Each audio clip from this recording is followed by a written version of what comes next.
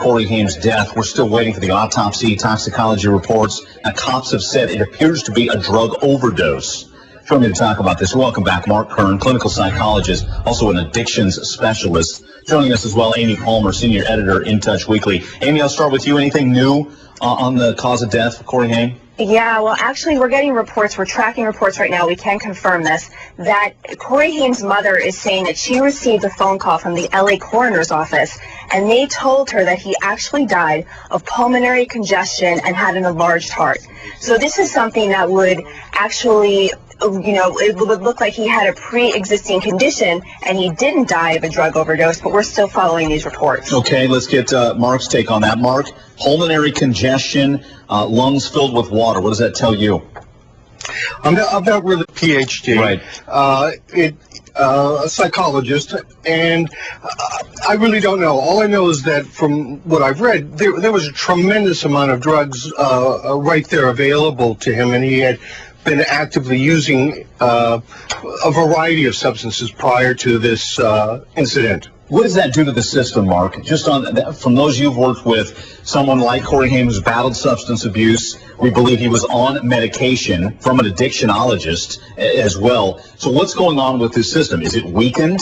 So if he is sick, that he's got more trouble than the average person? Absolutely. He was in a weakened state. There is no way that somebody could do the medications, at least that I understand he was doing, without being in a substantially weakened state. And,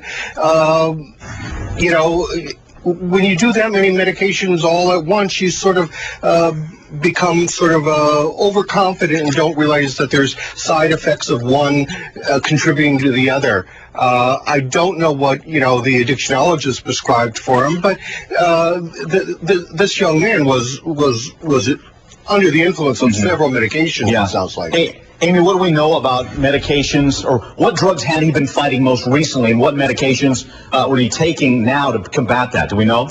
Yeah, we really don't know. We do know that it's very possible that maybe he kicked his addiction to cocaine and heroin, two awful drugs that are very, very dominant in the Hollywood party scene.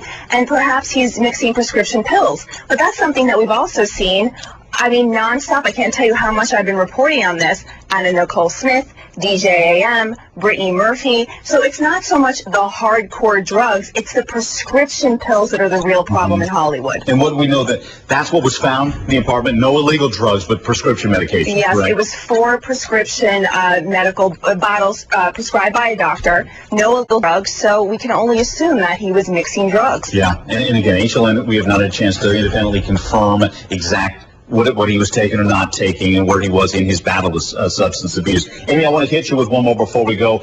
Speaking of Corey Feldman, what he said about Hollywood laying off, and he laid out a very eloquent 40 seconds there where he just said we build people up and we tear them down, especially the child stars. It can be brutal for a former child star, can't it, Hollywood? It's so brutal, and I think what it shows is that young stars need to really look at what's happening to the stars of the 80s. They need to understand that even though they're in the Hollywood machine and they're being built up to be let's not be mistaken, they're products, okay?